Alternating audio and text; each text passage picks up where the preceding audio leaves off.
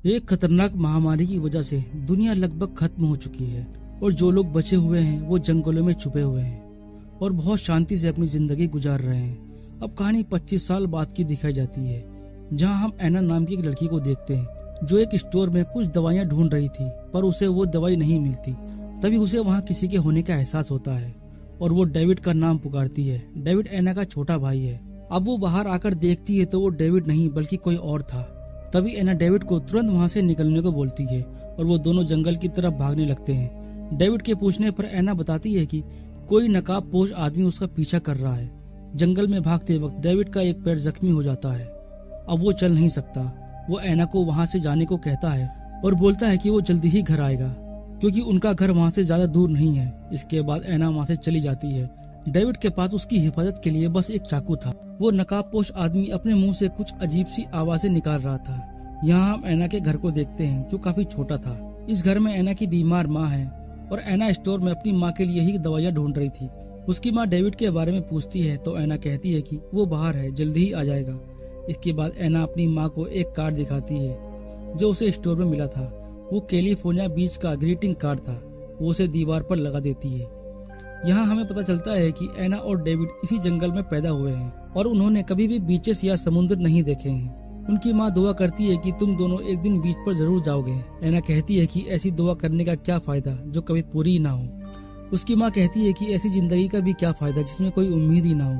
शाम को एना अपने भाई को ढूंढने के लिए जाती है पर बाहर डेविड नहीं होता। वहाँ उसके गले का लॉकेट पड़ा हुआ था। उसे देखकर वो परेशान हो जाती है और उदास होकर घर आ जाती है, पर वो अपनी माँ को कुछ नहीं बताती।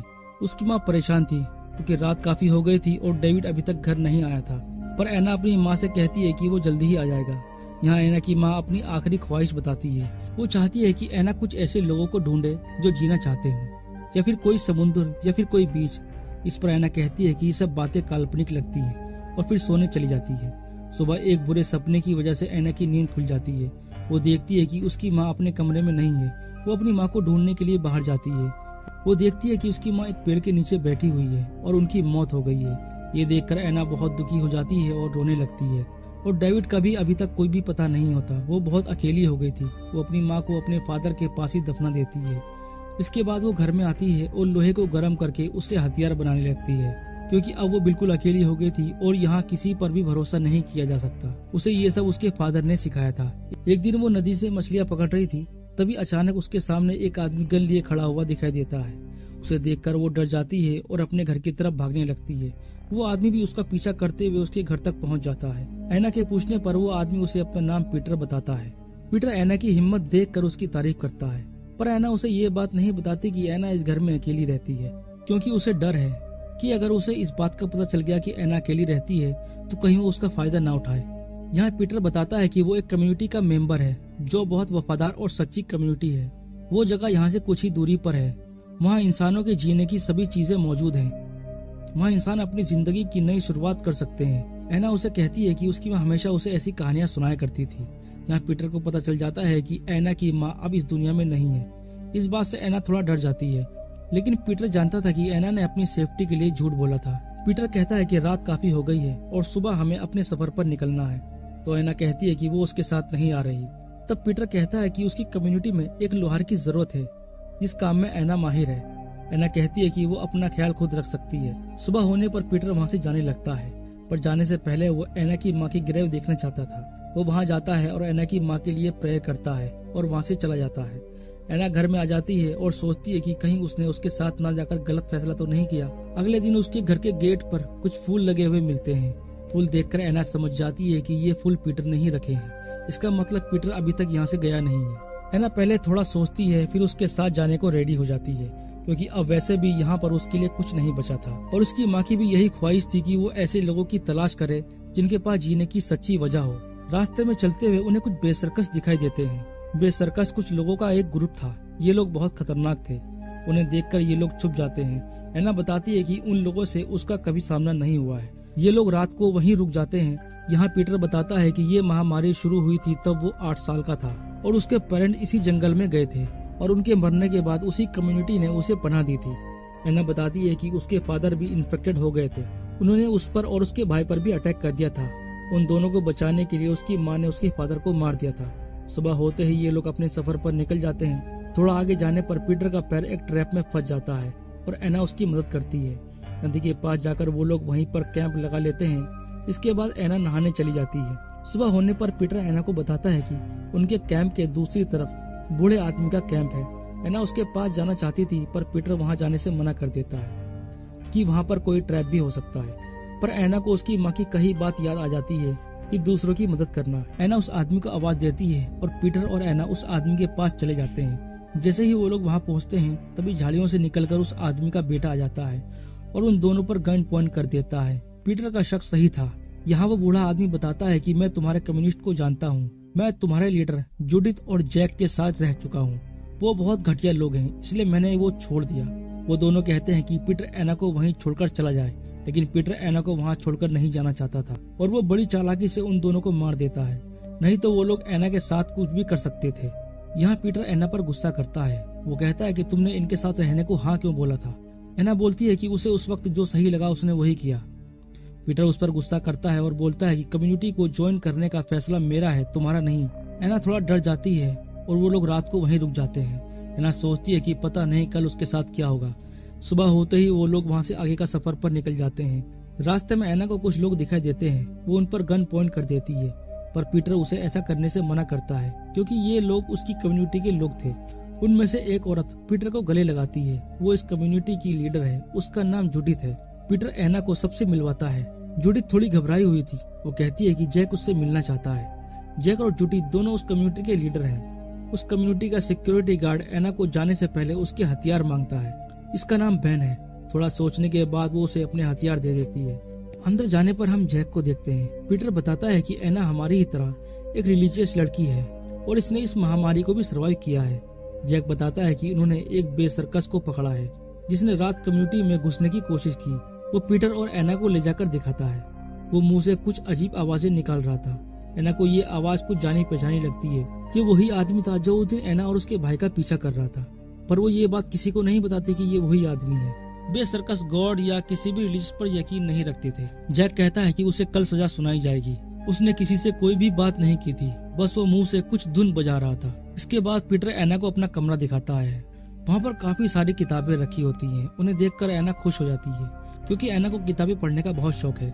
इसके बाद पीटर और बेन बाहर कुछ बातें कर रहे थे। पीटर बोलता है कि कल उस आदमी को सजा सुनाई जाएगी। बेन कहता है कि हमें उसे छोड़ देना चाहिए क्योंकि अगर बेसरकस को उनके आदमी की खबर मिल गई तो वो इस कम्युनिटी पर हमला कर देंगे और उनके पास इतने आदमी और हथियार भी नहीं है कि वो उनका मुकाबला कर सकें। पीटर कहता है कि तुम ये सब मत सोचो, बस कम्युनिटी को प्रोटेक्ट करने के बारे में सोचो।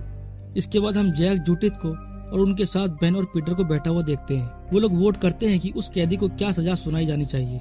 बेन को छोड़कर सबने उसके लिए मौत की सजा मांगी, पर बेन उसे छोड़ देना चाहता था। वो उस फैसले से खुश नहीं था। रात को जूडिथ एना के कमरे में आती है और उससे उस जंगल वाले हादसे के बारे में पूछती है जहाँ पीटर ने उन दोनों आदमियों को मार दिया था। एना कहती है कि वो बोल रहा था कि वो तुम्हें और जैक को जानता है। तो जूडिथ कहती है कि तुमने उसकी बातों पर यकीन तो नहीं कर लिया था। एना वहाँ से जाने लगती है तो जूडिथ उसे रोकती है और बताती है कि ये विलेज मेरा है और पीटर पर सबसे पहला हक मेरा है। एना को जूडिथ का ये बर्ताव थोड़ा अजीब लगता है। रात को सब लोग बैठे थे तब जैक कहता है कि एना का एक बार फिर से शुद्धिकरण करना होगा। एना कहती है कि मैं वेप्टाइज्ड हूँ। पीटर कहता है कि जो भी इस विलेज में आता है उसे फिर से वेप्टाइज्ड होना पड़ता है। रात को बेन एना से मिलता है। दोनों में काफी बातें होती हैं। बेन कहता है कि अगर उसे यहाँ किसी से भी किसी तरह की कोई परेशानी हो तो वो उसे बता सकती है। अगले दिन हम देखते हैं कि एना को वेप्टाइज्ड किया जा रहा था। वहाँ सभी लोग इकट्ठा थे। वेप्टाइज्ड करने के बाद पीटर एना को किस करता है। उसे कुछ समझ में नहीं आ रहा था। हर कोई उसे अजीब तरह से देख रहा था। अगले दिन उस कैदी को सजा सुनाने के लिए सबके सामने लाया जाता है। जैक उसे मौत की सजा सुनाता है। एना भी वहीं पर ही थी। वो कैदी एना को पहचान जाता है। एना जानना चाहती थी कि उसका भाई कहाँ पर है। एना अपना काम कर रही थी। वो आदमी बार बार एना की तरफ देख रहा था। एना उसके पास जाती है और उससे अपने भाई के बारे में पूछती है, पर वो उसे कुछ भी नहीं बताता। पहले वो उसे उसकी रस्सी खोलने को बोलता है और फिर वो उसे रास्ता दिखाएगा, पर एना ऐसा करने से मना कर देती है। जैक एना को उससे बात करते हुए देख लेता है। जैक के पूछने पर वो बताती है कि वो बोल रहा था कि हम सब लोग मारे जाएंगे। जैक कहता है कि आज रात उसकी कहानी खत्म हो जाएगी। वो एना के करीब आ जाता है और बोलता है कि हम यहाँ हर चीज साझा करते हैं। एना समझ जाती है कि जिस तरह जूडिथ के साथ पीटर का रिलेशन है उसी तरह उसे भी जैक के साथ रिलेशन बनाना होगा, पर वो ऐसा नहीं कर सकती। वो अपना सामान लेकर वहाँ से भागने चाहती थी, पर तभी पीटर आ जाता है और एना को पकड़ लेता है। एना समझ जाती है कि पीटर भी एक बुरा इंसान है, पर तभी दरवाजे पर बेन आ जाता है तो पीटर एना को छोड़ देता है।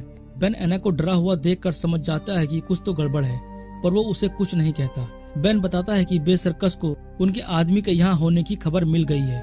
वो कभी भी हम पर अटैक कर सकते हैं और हमारे पास उनसे लड़ने की ताकत नहीं है। बेन कहता है कि हम उनके आदमी को ले जाकर छोड़ देते हैं और उनसे डील करते हैं। इस पर पीटर मान जाता है। पीटर और बेन इस आदमी को लेकर निकल जाते हैं और एना भी उनके साथ होती है। वो लोग थोड़ी दूरी पर पहुंच जाते हैं, तभी बे सर्कस के लोग इन पर अटैक कर देते हैं। सब लोग यहाँ वहाँ भागने लगते हैं। वो कोई और नहीं बल्कि एना का भाई डेविड ही था। वो मरा नहीं था, उसने बे सर्कस को ज्वाइन कर लिया था। वो देखता है कि यहाँ पर काफी खतरा है, इसलिए वो एना के सर पर वार करके उसे बेहोश कर देता है। रात को जब एना को होश आता है तो वो देखती है कि बे सर्कस ने बेन को पकड़ लिया है और उसे मारने जा रहे हैं। एना उसे बचाने जाती है, पर बेन उसे इशारा करके रुकने को बोलता है और वो लोग बेन को मार देते हैं। ये देखकर एना इमोशनल हो जाती है। वो कैदी एना के भाई डेविड को बहुत मारता है, क्योंकि उसे पता था कि उसने ही एना की यहाँ से भागने में मदद की थी। तब एना आकर उस पर गन पॉइंट कर देती है, लेकिन डेविड एना से गन छीनकर एना पर ही गन पॉइंट कर देता है और मौका देखकर वो उस आदमी को शूट कर देता है जो एना को मारने वाला था। इसके बाद डेविड एना को वहाँ से जाने को बोलता है, क्योंकि वो उसके साथ नहीं जा सकता। एना वहाँ से चली जाती है। जंगल में पीटर एना से मिलता है। वो दूर से अपने विलेज को जलता हुआ देखता है। वो एना के साथ जबरदस्ती करने लगता है और उसे मारने की कोशिश करता है, पर गलती से गन चल जाती है और पीटर मारा जाता है। एना वापस उस कम्युनिटी के पास आ जाती है। वो देखती है कि पूरा विलेज जल रहा है और सब लोग मारे गए हैं। जैक को भी क्रॉस पर टांग दिया गया है, पर जुडिथ जिंदा थी। दोनों मिलकर उसे क्रॉस से उतारते हैं। जुडिथ को उसकी गलतियों का एहसास हो चुका था। एना वहाँ से जाने लगती है तो जुडिथ उसे रोकती है। इस पर एना कहती है कि उसने कभी भी समुद्र नहीं देखा, वो अपनी जिंदगी की नई शुरुआत वहीं से करेगी। जुडिथ कहती है कि अब अच्छे लोग कहीं पर भी नहीं है। इस पर एना कहती है कि हमें सपने देखते रहना चाहिए, सपने उम्मीद पैदा करते हैं। और इसी के साथ ये मूवी यहीं पर खत्म हो जाती है। दोस्तों, अगर आपको ये मूवी एक्सप्लेनेशन पसंद आया है तो वीडियो को लाइक करना और चैनल को जरूर सब्सक्राइब करना।